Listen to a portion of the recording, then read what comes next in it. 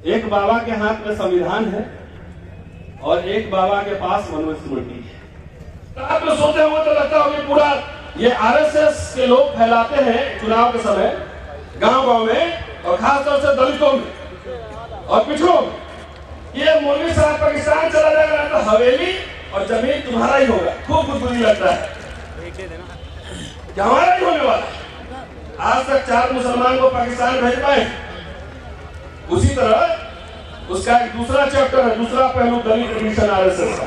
वो सारी एनर्जी इसी में लगा रहा है कि इसको यूरोसिया भेजेंगे, ब्राह्मण विदेशी है और आप बुद्धि हो जाती है, चले जाएंगे तो सारा माल हमारा होगा।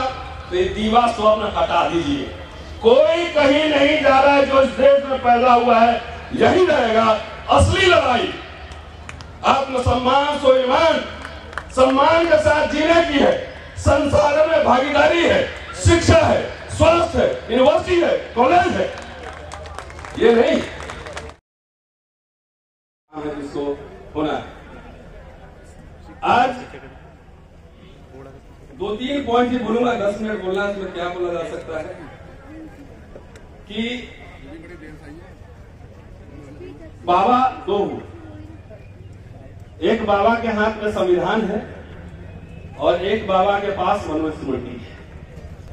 देखा है ना वीडियो? 2 बाबा है, एक के हाथ में संविधान है और एक के हाथ में मनुस्मृति है। तो ये सिर्फ ऐसे ही नहीं है, ये प्रतीक है, एक सिंबल है कि ये 2 विचारधाराओं का एक तरह से टकराव है। देश में जो हालात है, मैं समझता हूं कि संविधान और मनुस्मृति के बीच एक तरह का धर्म युद्ध है और मैं इस धर्म युद्ध में संविधान के साथ खड़ा हूं, चाहे इसकी कीमत जो भी चुकानी पड़े। दोस्तों, उत्तर प्रदेश में और देश में आजकल भावना बहुत जल्दी हाथ हो रही है। अभी एक पार्लियामेंट स्ट्रीट थाने में भी एक आदमी ने शिकायत की है कि शिवरात्रि के दिन बाबा साहब के साथ सामने उस संतरा वाला जो है शिवलिंग लगा दिया, इससे हमारी भावना आहत हो। मेरे पास आए थे, मैंने कहा कि इसमें 2 एंगल से देखने की जरूरत है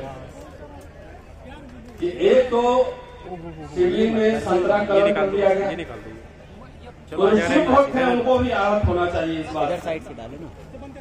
दूसरे, जहां पे शिवलिंग को रखा गया वो बाबा साहब के पांव के नीचे, तो ये शिव भक्तों की भी जो है भावना, तुम कहो तो ब्रह्मवाद और हम कहें तो हल्ला। दोस्तों, आज चूंकि हम महोत्सव है, सम्मेलन है और इसमें मुझे बोलना चाहिए था कम से कम डॉक्टर अंबेडकर और बुद्धिस्टों पर आधा घंटा, लेकिन जो बहुत सारी चिंतन मनन की बातें 25, 30, 50 लोगों के बीच होती है, जब बहुत सारे लोग हों तो उसमें तो ऐसी बात कही जाती है जिसमें कि सब लोगों को अच्छा लगे, थोड़ा गुदगुदी लगे, है ना, वो दिमाग में कम दिल में ज्यादा जाए। तो ऐसी बातें यहाँ पे कहनी होती है, इसलिए वक्ताओं की भी मजबूरी होती है। अभी भंते जी ने कहा कि हमारे लोग अपने लोग की ही आलोचना करते हैं, शिकायत करते हैं। तो शिकायत, आलोचना और समीक्षा में अंतर होता है। बाबा साहब भी बहुत सारे अपने लोग, कोट अनकोट, कौन है अपने लोग? सिर्फ एक जाति, एक समुदाय में पैदा होने वाले अपने लोग होते हैं या अपने लोग विचारधारा से बनते हैं। आज ही मैं पढ़ रहा था डॉक्टर अंबेडकर का 1940 का भाषण। वो महान, मान और चमार उस एड्रेस कर रहे थे और पढ़िए 1940 का भाषण कि अपने लोग का मतलब हम लोगों ने इतना नैरो बना लिया है कि अपने लोग का मतलब हम लोग जाति से और समुदाय से समझने लगे। जो लोग हमारे जाति और समुदाय में जो पैदा हुए और मनुस्मृति के साथ खड़े थे, क्या वे अपने लोग होंगे? चाहे मेरा भाई क्यों ना, मेरे घर का मेंबर ही क्यों नहीं, जब दो विचारधाराओं के बीच यह एक तरह का धर्म युद्ध है, तो अपने लोग इस बात से निर्धारित किए जाएंगे कि कौन किस तरफ खड़ा है। राहुल सांकृत्यायन को आप कहां रखें? आज की जो असुविधा की राजनीति है और अपने लोग को पहचानने की जो बात है, राहुल सांकृत्यायन को कहां रखें? डॉक्टर अंबेडकर के कॉलेज में बहुत ब्राह्मण टीचर भी थे, उनके दोस्त भी थे। इमारत फंड में जब उन्होंने 2 लाख रुपए इकट्ठा किए मुंबई में एक इमारत बनवाने के लिए, तो 1 लाख तो उनके ब्राह्मण दोस्तों ने, तो अपर कास्ट के दोस्तों ने। तो अपने लोग को उसकी समीक्षा जरूरी है, और इसलिए जरूरी है कि आजकल मैं समीक्षा कर रहा हूं कि जो अपने लोग के नाम पर हमारे लोगों को गलत इतिहास पढ़ाई जाए, गलत दिशा में भेजा जाए, सिर्फ भाषण और नारा दिया जाए, तो ऐसे समय में हमारे जैसे आम लोगों की जिम्मेदारी है कि अपने लोगों की समीक्षा करें और समाज को सही इतिहास, सही सूचना की जानकारी दी। अपने लोग का एक बड़ा नेता है, तो बहुत लंबा लंबा बोलता है और कहता करोड़ों रुपया चंदा इकट्ठा करते हैं। उससे एक पत्रकार ने पूछा कि बहुत लोग सवाल उठा रहे हैं कि स्कूल, कॉलेज, यूनिवर्सिटी नहीं खोले, तो उस नेता जी का कहना था, सोच लीजिए जरा बुद्धि, कि सरकार, ये तो सरकार का काम है। आजादी के पहले लोग अपना स्कूल, कॉलेज, यूनिवर्सिटी खोलते थे, तो सरकार का काम है, हमारा काम नहीं। अगर बात तो सही है कि सरकार का काम है, लेकिन सरकार अगर शिक्षा से अपनी हाथ पीछे खींच ले तो इसका जवाब बताओ। क्या चाहते हो कि हमारे लोग के कोट पैंट टाई उतर जाए, जाके गांव में जो है मजदूरी करें, उनके बच्चे पढ़ें, और जिससे चंदा लेते हो उनसे पूछो कि उनके बच्चे सरकारी स्कूल में पढ़ रहे हैं क्या? तो चंदा लेते हो उनके बच्चे पढ़ रहे हैं अंग्रेजी स्कूल में। अब तुम्हारी कोई जिम्मेदारी नहीं है। मैं राजस्थान में था 2-3 दिन पहले, वहां मैंने जाकर देखा, वहां अम्बेडकर संस्थान का हॉस्टल, जाकर कभी विजिट करके देखिए, मैंने वीडियो ही बनाया। एक एक चीज ट्रांसपेरेंट है। इस समाज में ऐसा नहीं है कि समाज ने दिया नहीं है। एक पढ़ा लिखा मिडिल क्लास बहुत दिया, उतना दिया कि उतना में तो द्वीप खरीद के एक देश बना लिया रहता। लेकिन भाषण देंगे, और आप लोग को भी ये कह रहा हूं कि आप लोग गुदगुदी वाला भाषण में ताली पीटने का आदत छोड़ दीजिए। इस देश का हुक्मरान बन रहा है, ताली लग रहा है, कैसे बनना है जरा बताना। यूरेशिया भेज देंगे, ब्राह्मण को विदेश भेज देंगे, विदेशी है, कैसे भेजोगे बताना जरा। पाकिस्तान से बात किए, बड़ा टफ ऑर्डर। अफगानिस्तान से बात किए, टफ ऑर्डर। ये फालतू के नारों से बचो। बाबा साहब की पूरी किताब पढ़ लीजिए। जो लोग पूरा आंदोलन चला रहे हैं कि ये विदेशी है, ये मूल निवासी है, और कुछ नहीं, आपको गुमराह करके आपसे चंदा वसूल रहा है। मूल निवासी का पूरा कॉन्सेप्ट जब संविधान बन गया तो वो खत्म हो गया। कौन भारत का सिटीजन है? The question of citizenship has already been decided. कौन भारत का जो है सिटीजन है, बाबा साहब ने ऑलरेडी डिसाइड संविधान में किया हुआ।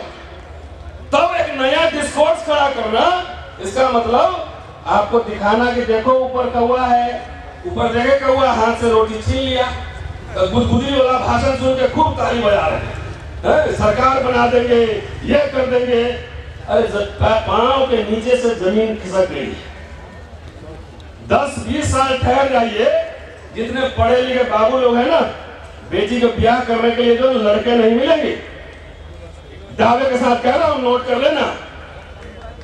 इसलिए कि सारे कुछ निजीकरण हो रहे हैं। स्कूल, कॉलेज, यूनिवर्सिटी, जिस आरक्षण से एक मिडिल क्लास तैयार हो रहा है, उसको पूरा नस्तनाबूद कर रहा है।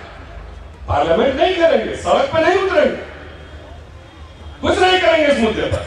शिक्षा खत्म है, रोजगार खत्म है, बेरोजगारी है, इस पे बात नहीं होगी। खाली किस पे बात होगी? हुक्मरान बनना है, संसद के गुंबद पे बैठ के झंडा फहराना है, और वहां से दूरबीन से अफगानिस्तान का शासन करना है। कितना अच्छा लगता है आप लोग सुनने में। फैंटेसी, ड्रीम कर, फिल्म। और रात में सोते हुए तो लगता होगा पूरा ये आरएसएस के लोग फैलाते हैं चुनाव के समय गांव-गांव में, और खासतौर से दलितों में और पिछड़ों में। ये मौलवी साहब पाकिस्तान चला जाएगा तो हवेली और जमीन तुम्हारा ही होगा। खूब बुद्धि लगता है कि हमारा ही होने वाला है। आज तक 4 मुसलमान को पाकिस्तान भेज पाए। उसी तरह उसका एक दूसरा चैप्टर है, दूसरा पहलू दलित मिशन आरएसएस का। वो सारी एनर्जी इसी में लगा रहा है कि इसको यूरोसिया भेजेंगे, ब्राह्मण विदेशी है, और आप बुद्धि हो जाती है वो चले जाएंगे तो सारा माल हमारा होगा। तो ये दीवा स्वप्न हटा दीजिए। कोई कहीं नहीं जा रहा है। जो इस देश में पैदा हुआ है यही रहेगा। असली लड़ाई आत्मसम्मान, स्वाभिमान, सम्मान के साथ जीने की है। संसाधन में भागीदारी है, शिक्षा है, स्वास्थ्य है, यूनिवर्सिटी है, कॉलेज है। ये नहीं इतना बड़े बड़े पंडाल देश भर में कार्यक्रम हो रहे हैं। आज मैं इस मंच से यह आह्वान कर रहा हूं कि अगर आज बीजेपी आरएसएस शासन में है तो राजनीति और चुनाव की वजह से नहीं। उनके स्कूल, कॉलेज, यूनिवर्सिटीज, संस्थाएं खुली हैं, उसमें लीडर पैदा होते हैं। चुनाव तो खाली बाई प्रोडक्ट है। इतने सारे बाबा साहब के एक दिन जयंती नहीं मनाएंगे, बड़े बड़े पंडाल लगा के तो क्या हो जाएगा? बाबा साहब का महत्व कम हो जाएगा क्या? ये तो 10 साल में ज्यादा हुआ। इतने पैसे बचा लीजिए और सारे पैसे बचा के एक ऑक्सफोर्ड के टक्कर का यूनिवर्सिटी खोलिए, नेता वहां से पैदा हुआ तब हुक्मरान बने। एक जेएनयू अपना खोलिए ना, तो हमारे नेता और चंदाखोर और धंधाखोर के एजेंडा में ये बात नहीं है। वो समझता है कि खाली चुनाव जीत के हुक्मरान बने। अरे एक सीए तो ढंग का है नहीं आपके समाज में, तो हीरा चोरी के आरोप में जेल चले जाओगे। हीरा चोरी इंग्लैंड में फोटो खिंचवाता है, हवेली में रहता, तो हवा में मत उड़ी। सुजीत बैठा हुआ है अपने समाज का, वहां भानु प्रताप जी बैठे हुए हैं। 10-20 लॉयर है जो गांव फैला के जाके चीफ जस्टिस कोर्ट में अंग्रेजी में बहस करता हो। आप हुक्मरान बन लोगे, कैसे बनो? ये गलतफहमी पालिए, आपसे जाइए, सोचिए। ये मीठा दवाई हम नहीं देते हैं, कड़वी दवाई देते। जाके सोचिए कि आप जो पैसा खर्च कर रहे हैं, आपका बच्चा अंग्रेजी स्कूल में पढ़ रहा है कि नहीं पढ़ रहा है। और भक्ति और डांस करने से ज्यादा बेहतर है अंग्रेजी देवी को सलाम कीजिए, उनको पूजा कीजिए। अंग्रेजी नहीं पढ़िएगा तो भक्त होके खाली डीजे पे डांस करते हैं, और कुछ नहीं कर पाएंगे। ये बात कह रहा है, दिमाग पे जोड़ दीजिए। मुश्किल काम में थोड़ा एनर्जी लगता है, और मीठा मीठा लड्डू घप घप खा लेते हैं। नीम का जो है कुछ मिलेगा बना के थोड़ा सा कड़वा लगता है। हम लोग नीम है। अगर बाबा साहब के पूरे अंतिम बात कह रहा, बाबा साहब में खूब नारे लग रहे हैं। बाबा साहब के राइटिंग पढ़िए। मैं महाराष्ट्र में जाता हूँ तो बाबा साहब के ऊपर बोलने से पहले 3 मिनट तो उनके गुणगान में महाकारुणिक, महाबोधि, तमाम तरह की बात होती। बाबा साहब खुद ही भाइयों और बहनों से संबोधन शुरू करते थे, और बोलने में ज्यादा, काम की बात करने में ज्यादा वक्त लगाते थे। बाबा साहब को अगर पढ़ेंगे, उनको देखेंगे, तो उसमें 2 चीज स्पष्ट रूप से दिखेगा। एक तरफ बुद्ध और एक तरफ कार्ल मार्क्स, और दोनों को अगर हटा के बाबा साहब को समझेंगे, बाबा साहब का भी ना समझ पाएंगे। कार्ल मार्क्स, बुद्धा, कबीर, पूरा दर्शन पढ़िए। वो स्टेट सोशलिज्म की बात कर रहे हैं, जो धर्म की प्रचार की बात कर रहे हैं। ये समय नहीं है 1954 में रंगून का भाषण। ये बौद्धिज्म और धर्म जो है ये अपने आप घर में नहीं आएगा। भंते जी लोग सबको घूम घूम के प्रचार करना पड़ेगा। इसका फॉर्मूला उन्होंने दिया है। शुक्रिया साथियों, फिर कभी मौका मिलेगा तो विस्तार से। Subscribe now and press the bell icon. Never miss an update.